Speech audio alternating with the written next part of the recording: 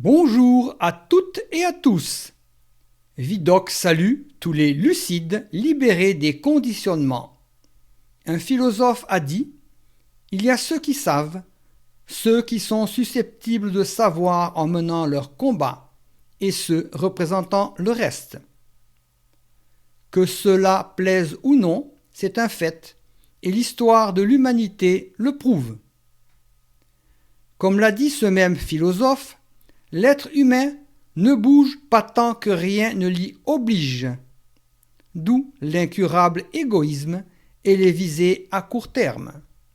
Petit Moujon, dormez bien. Mais avant d'entamer ce post-it, l'introduction habituelle s'impose. Ami, entends-tu le vol noir des corbeaux sur nos plaines? Ami, entends-tu les cris sourds du pays qu'on enchaîne? Pouvons-nous espérer que ce soit le compte à rebours vers la liberté et la lumière?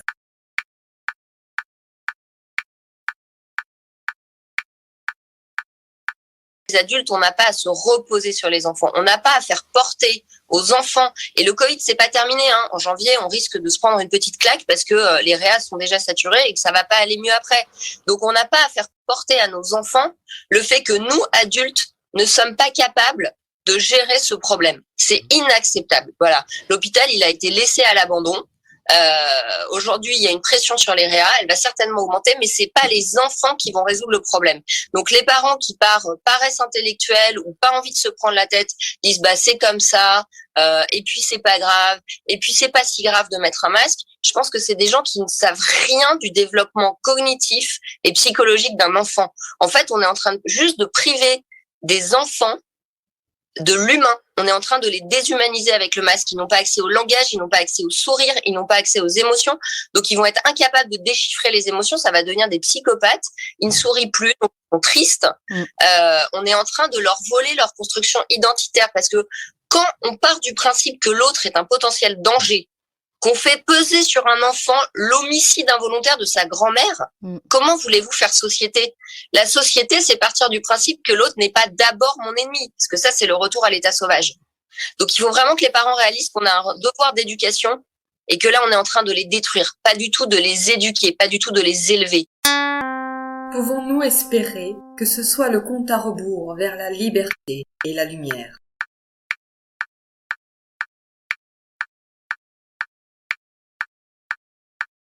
My name is Robert Malone.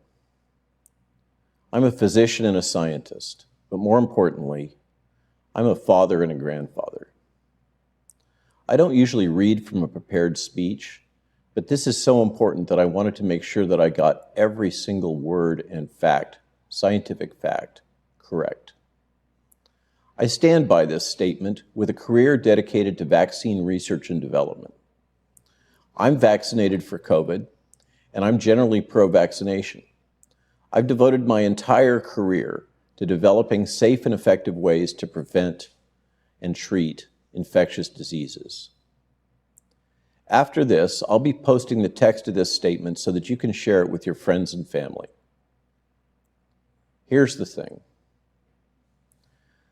Before you inject your child, a decision that is irreversible, I wanted to let you know the scientific facts about this genetic vaccine, which is based on the RNA vaccine technology I created.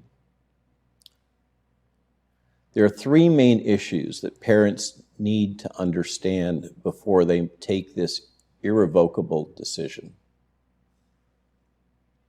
The first is that a viral gene will be injected into your parent's cells. This gene forces your child's body to make toxic spike proteins. These proteins often cause permanent damage in children's critical organs. These organs include their brain and nervous system, their heart and blood vessels, including blood clots, their reproductive system, and most importantly, this vaccine can trigger fundamental changes to their immune system. The most alarming point about this is that once these damages have occurred, they are irreparable. They cannot be reversed. You can't fix the lesions within their brains. You cannot repair heart tissue scarring. You cannot repair a genetically reset immune system. And this vaccine can cause reproductive damage that could affect future generations of your family. The second thing you need to know is about the fact that this novel technology has not been adequately tested. We need at least 5 years of testing and research before we can really understand the risks associated with this new technology.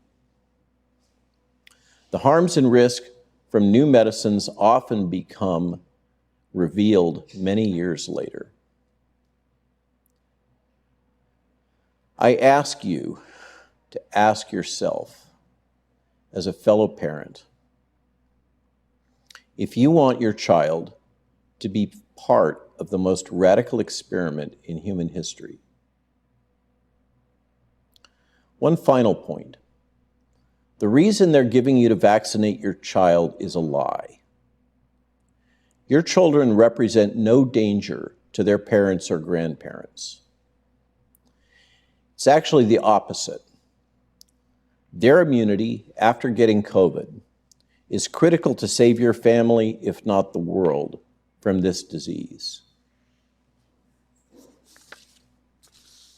Finally, in summary, there's no benefit for your children or your family to be vaccinating your children against the small risks of the virus, given the known health risks of the vaccine that as a parent, you and your children may have to live with for the rest of your lives. The risk-benefit analysis is not even close with this vaccine for children. As a parent and grandparent, my strong recommendation to you is to resist and fight to protect your children. Pouvons-nous espérer que ce soit le compte à rebours vers la liberté et la lumière ?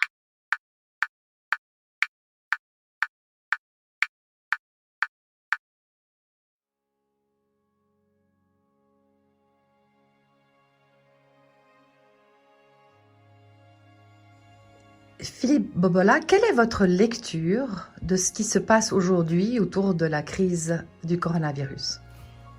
Alors il faut avoir une multiple lecture. La première lecture, c'est évident, c'est une guerre économique. On voit bien les enjeux de Big Pharma. Mais au-delà de cette crise économique, qui est aussi une crise de civilisation, une crise politique, il y a une crise spirituelle. On voit bien derrière la révolution industrielle 4.0 que le World Economic Forum propose, c'est une façon de modifier l'homme.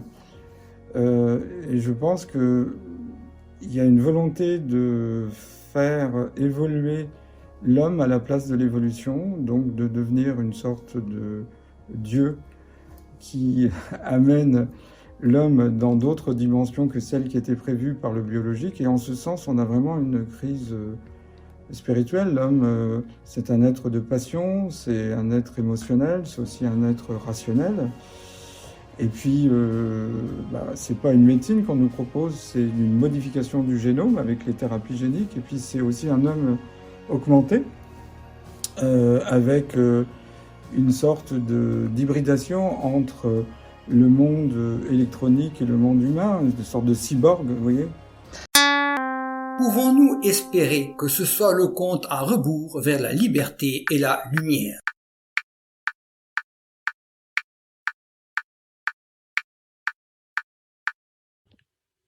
Il est 1h du matin, 1h30, je rentre de la conférence au espagnol, nous avons beaucoup parlé du pass vaccinal évidemment. Et j'ai dit ceci, nous sommes en guerre contre notre gouvernement, nous sommes en guerre contre l'absurdité, nous sommes en guerre contre le mensonge, nous sommes en guerre contre les intérêts financiers, nous sommes en guerre contre la corruption qui vraiment a été érigée en règle de gouvernement avec l'imbécilité de quelques médecins aussi bêtes que corrompus pour certains. Mais ce que j'ai également dit, c'est que cette guerre, nous allons la gagner, véritablement. Voilà ce qui va se passer concrètement. Demain, je crée une association de défense des non-vaccinés. Non seulement de défense, mais une association de représentation des non-vaccinés. Et nous serons plusieurs millions dans cette association, parce que c'est le même problème en Italie. J'en ai déjà parlé ce soir avec des Italiens qui sont d'accord pour la rejoindre. Nous aurons partout en Europe des membres de cette association. Un cabinet de lobbying avec lequel nous travaillons habituellement va également prendre le relais pour aller voir les députés. Nous allons leur fournir la matière à mon cabinet. Nous leur fournirons la matière pour qu'ils aillent voir les députés. Ça coûtera ce que ça nous coûtera. Peu importe, nous ne demanderons rien à personne. Ça nous coûtera ce que ça nous coûtera. Il y va de notre avenir et de celui de nos enfants. Ensuite, lundi, nous saisirons le Comité des droits de l'homme de l'ONU. Nous expliquerons à l'ONU ce qui se passe, le sommant, le suppliant d'intervenir pour ne pas que se rejoue la grande et mauvaise histoire que nous avons connue il y a maintenant 60-70 ans. Oui, j'ose le parallèle. Nous sommes en train de vivre ce que nos frères aînés ont vécu. Nous vivons la discrimination et le parallèle avec la nuit de cristal n'est pas de trop. Le parallèle avec l'apartheid n'est pas de trop. Et tant pis pour les bien-pensants qui sont choqués. Moi, ce qui me choque, c'est d'être discriminé sans raison. Moi, ce qui me choque, c'est qu'on veuille me laisser mourir à la porte des hôpitaux. C'est ça qui me choque. Et soyez sûrs que je ne suis pas prêt de l'accepter. Alors nous allons nous battre ensemble, nous battre avec tous les moyens dont nous disposons et nous battre jusqu'au bout. Et je vous le garantis, le meilleur est à venir. Beaucoup ne croient en l'horreur d'un système que lorsqu'il est trop tard pour réagir. Pourtant, un passé assez récent devrait nous servir de leçon. Sommes-nous à ce point amnésiques, lâches ou corrompus? Vidocq ne prétend pas détenir la vérité, mais simplement la chercher. Cette guerre que nous n'avons pas voulue est maintenant notre guerre, pour nous, pour nos enfants et pour toute l'humanité. La violence, c'est justement ne rien faire devant les crimes actuellement commis par des déments et ceux qui obéissent par intérêt ou par peur. Personne ne peut dire maintenant « je ne savais pas » ou « j'ai obéi aux ordres », excuse de lâche et d'inconscient. Est-il nécessaire de le dire? Mais surtout, il ne faut pas en rester là. Ne baissons pas les bras et réagissons. C'est nous qui brisons les barreaux des prisons pour nos frères.